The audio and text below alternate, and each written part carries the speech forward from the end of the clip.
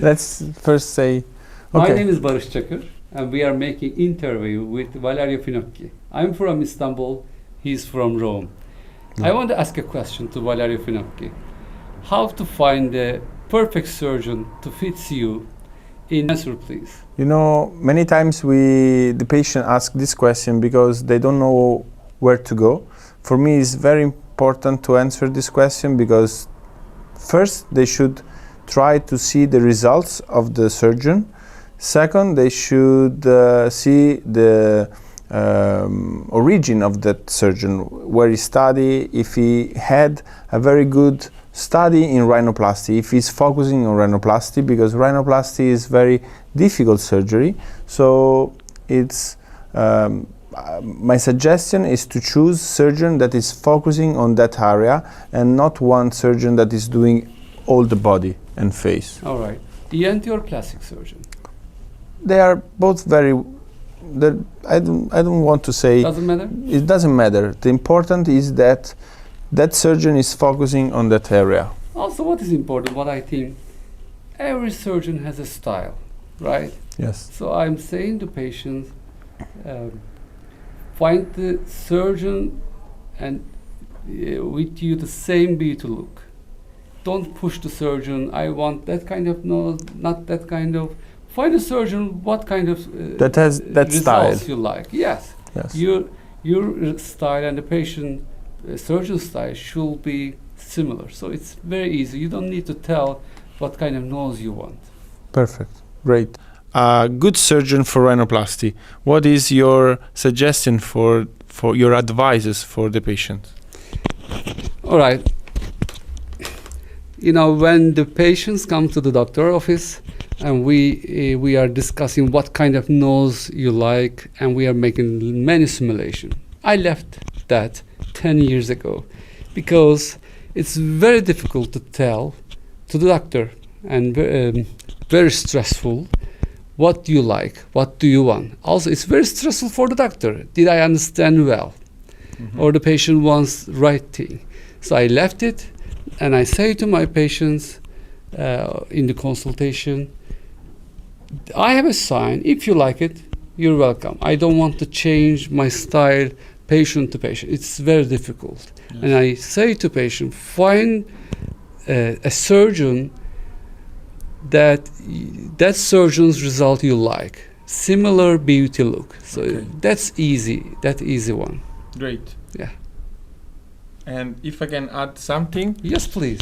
I think it's very important to choose the surgeon by watching the result on the social media and to see that they are focusing on rhinoplasty or on one area like face, but I don't suggest a doctor that is doing all the body, because rhinoplasty is a difficult surgery. The anatomy is very particular, so it's important that the surgeon really like to do that surgery and does more than 100 per year probably. So, Barish, can you talk to me about polygon concept and how you apply this concept to the surgery? All right. 15 years ago, I became a plastic surgery specialist. So we can able to do surgery, we can able to do rhinoplasty, but my concern was, I don't know what is the ideal shape of the cartilage. So I was looking for that. So I found the answer at the art school. I learned sculpture, I learned painting. So with the time, with my art teachers, we developed a guide for the surgeon.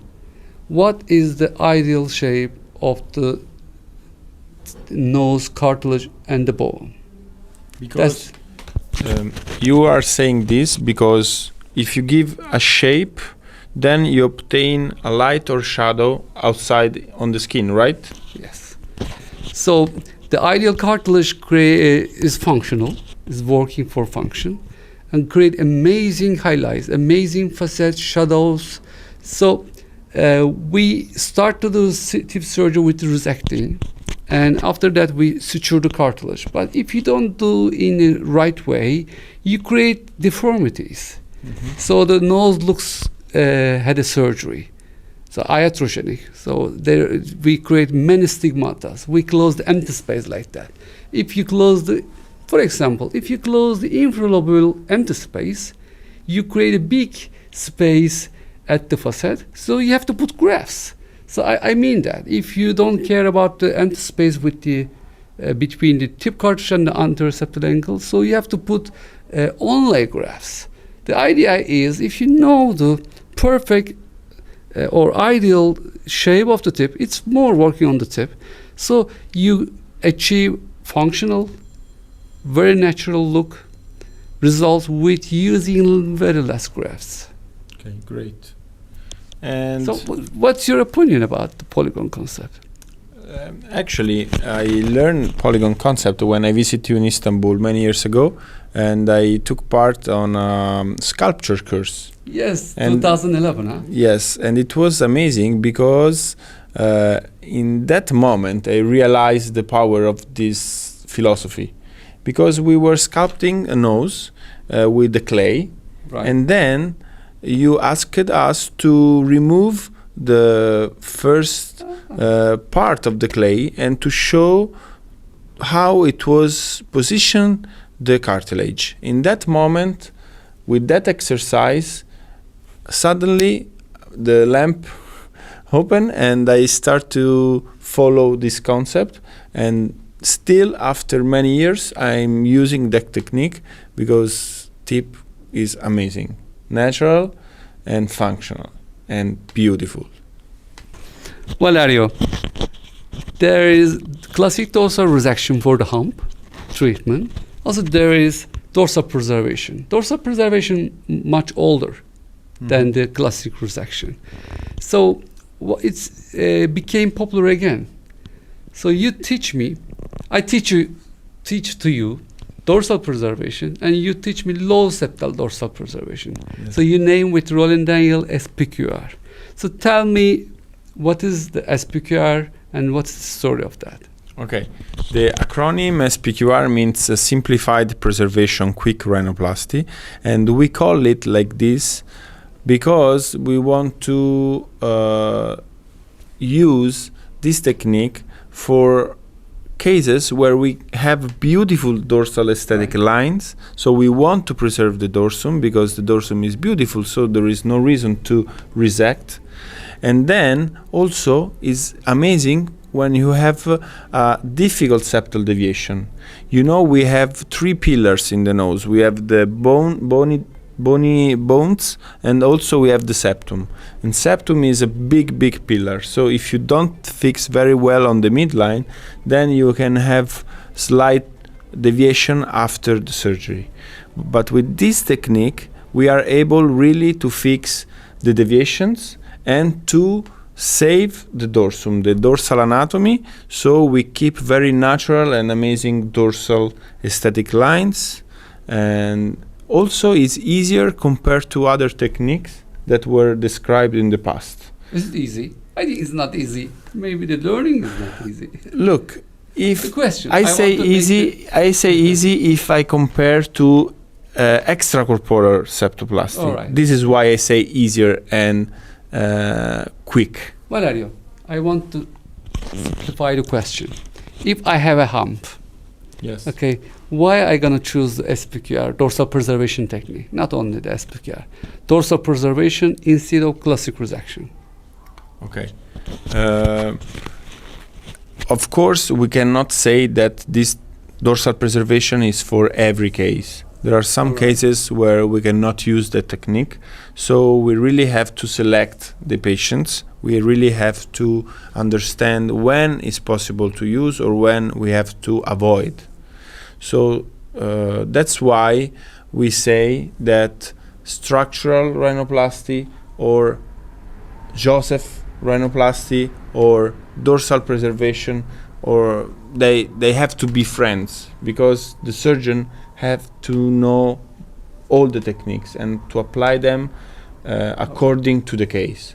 So the patient has also to trust the surgeon and do what the surgeon think is the best technique for that case. I want to add something to this. After we start dorsal preservation, my patient profile changed a little bit. I started to operate more celebrities because who working with the television, working for the series, they want more natural looks, not amazing aesthetic, not very curvy. They want some details. So after I start and we give some details on the social media, people came to me.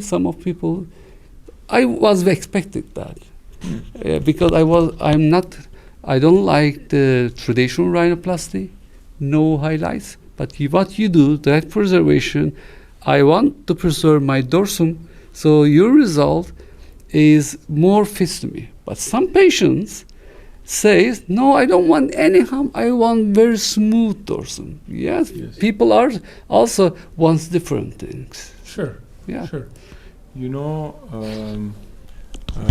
That's true. That's why I think that every surgeon has his own patients. Mm-hmm. So there are patients that like our style and come to us, or maybe they don't like. So it's all about what you like. If you like natural, or if you like, let's say, artificial result. Okay. Very short question. What is the difference between Kotel and SPQR technique? Okay. I like this question because still some surgeons call it Kotel.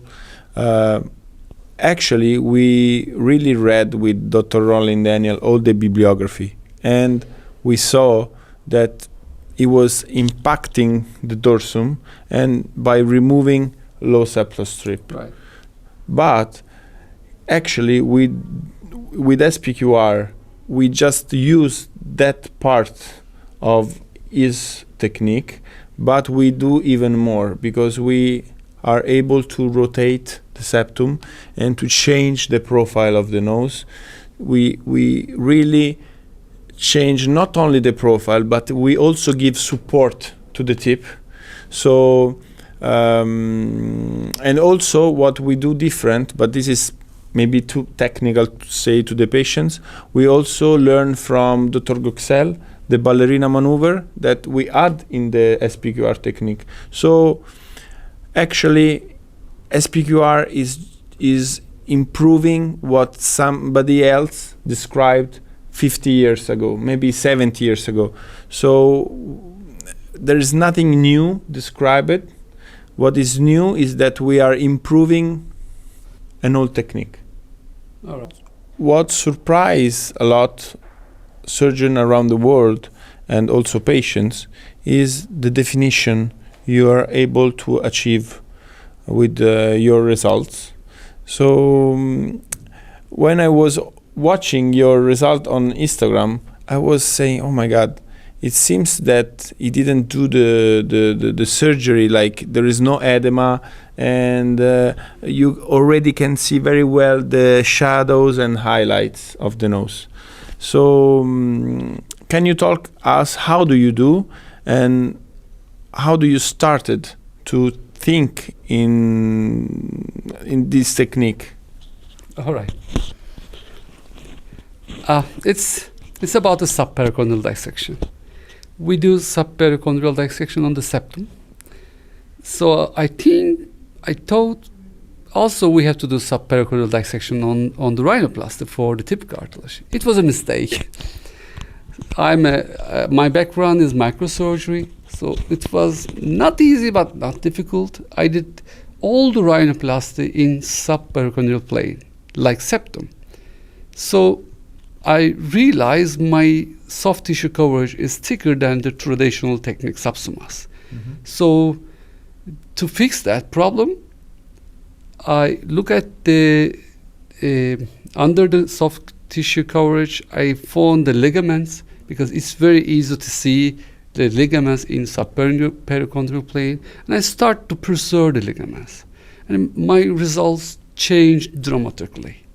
Because of the subpericondral dissection, some people say nose doesn't understand it operated because it's deep plane, there is no fibroblast there's no fibrosis and bleeding really less, and it heals really nice. With the ligaments is like it's going to the soft tissue from the cartilage, so keep the skin in right position, and soft tissue, the muscles cannot change the position. So it's a kind of, you stretch the skin, stretch over the cartilage, so it creates definition. So definition means the breaking point is like supratip break point.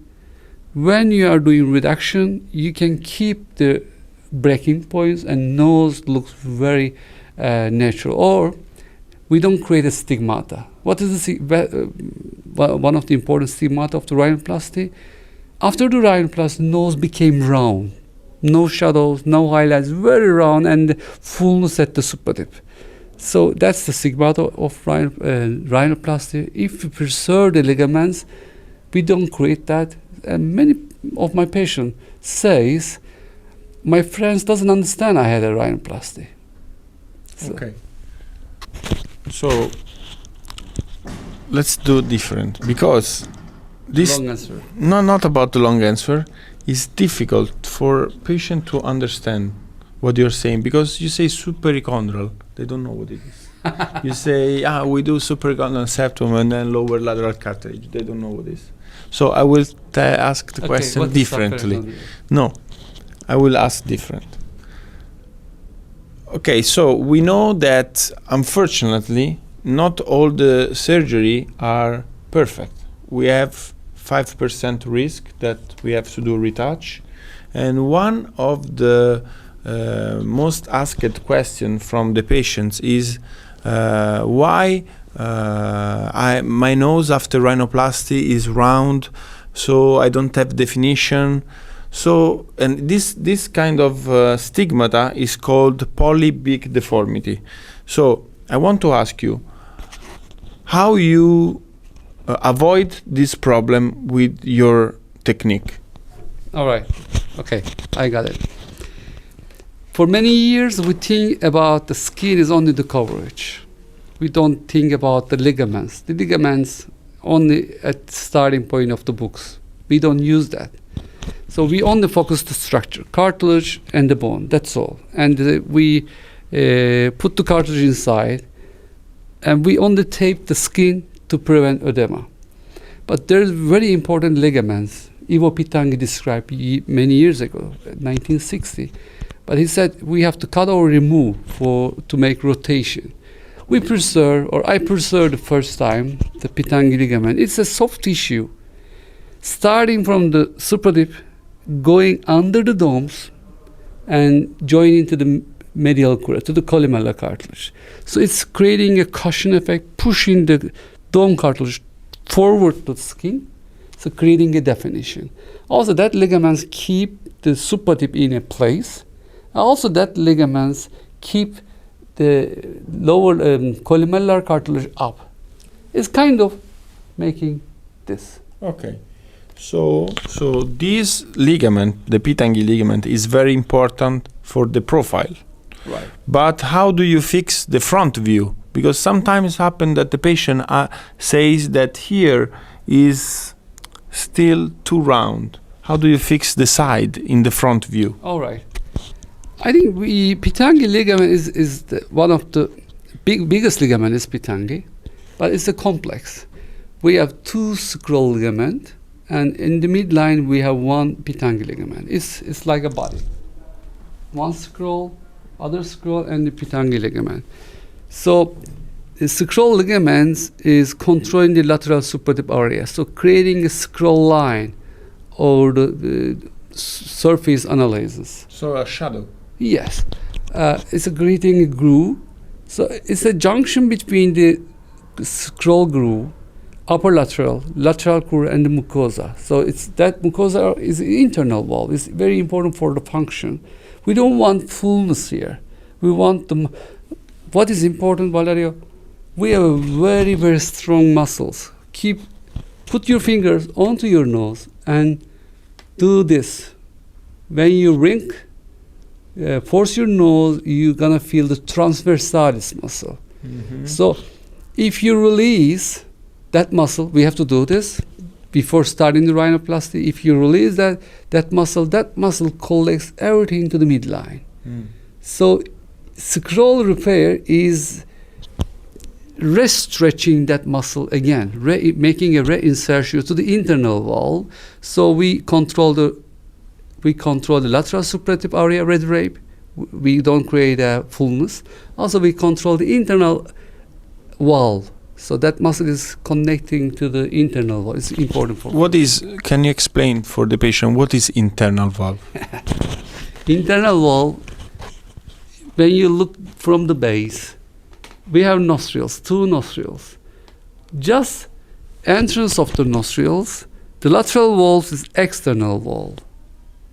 So when you go 1 centimeter inside, just under the scroll line here, Yes. it's internal wall. Okay. So that muscle, transversalis muscle, is making a insertion to the internal wall. It's very important for airway. So you are saying basically that by preserving the ligaments and by repositioning the ligaments, you help the function because you open the internal valve, right? Okay.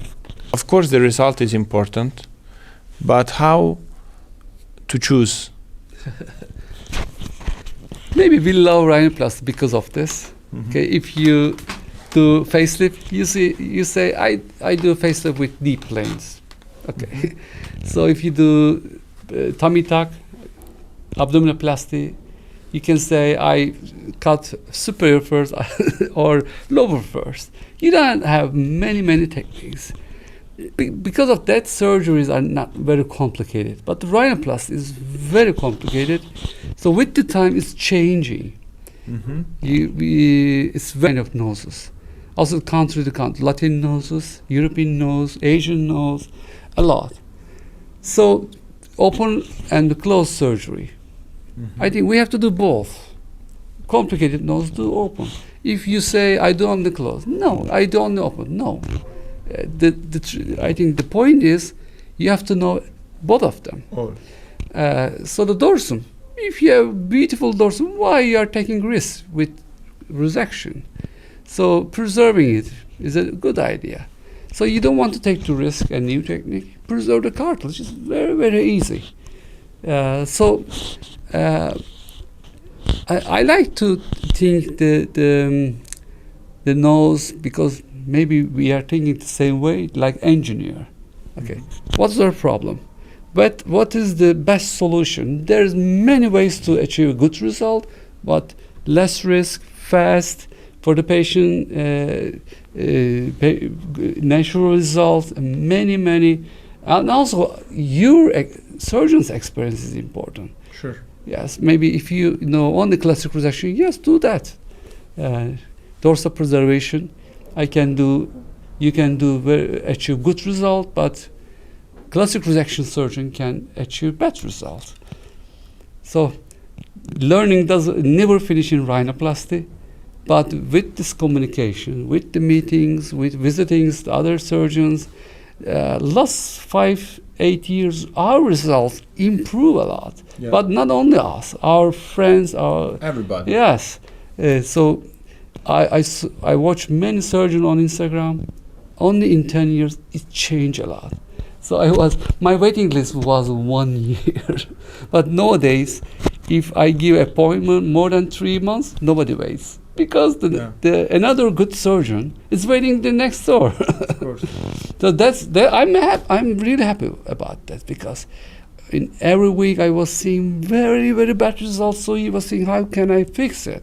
But no, people are coming for a revision. Almost 80% are acceptable.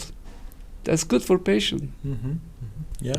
It's happened to me, but probably even to you, that patient come on the front view is amazing, profile is amazing, But when she see three-quarter view, she sees slight curve. Yeah.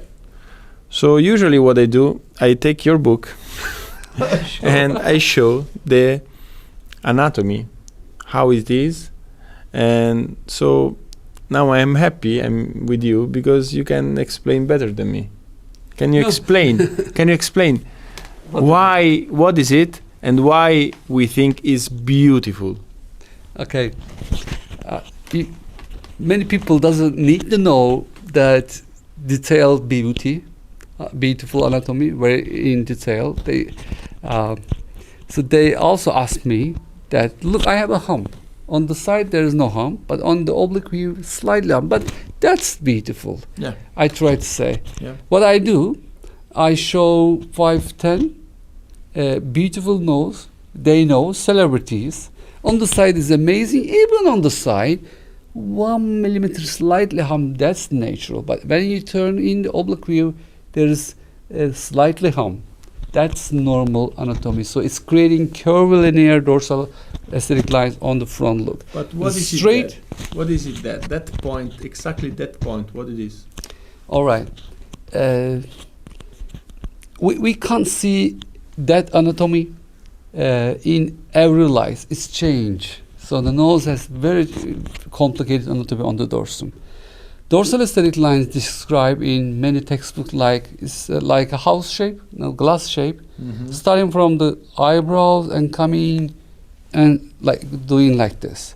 But I see it's more different. I see it's coming like that. Can you hold this?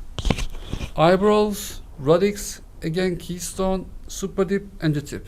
So that curvilinear dorsal aesthetic line is natural for me. If I do straight, doesn't look natural.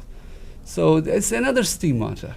Okay. Yes, I try to do in the past with the different style of the sprue grafts, but nowadays the natural dorsum is already doing this with the SPQR and the cartilage on the preservation. I can preserve that natural Look. anatomy. Okay. What do you think? Yeah, I think the same. Unfortunately, we know we have 5 to 10% of retouch in our data, but if we do dorsal preservation, this retouch is easy. Right. You don't have to do a secondary, like open, or you just have to fix little detail. Okay, so this is not stress for the patient, and it's not stress for the surgeon, because it's easy, because it's 10 minutes surgery. I mean, so that's a big reason why a patient should choose a dorsal preservation compared to another kind of technique. Okay, so that's why today what the surgeons are doing are mixing structural approach and preservation approach. In this way, we can really have good result and low rate of complication. It's okay? Okay. You want to drink something? Yes.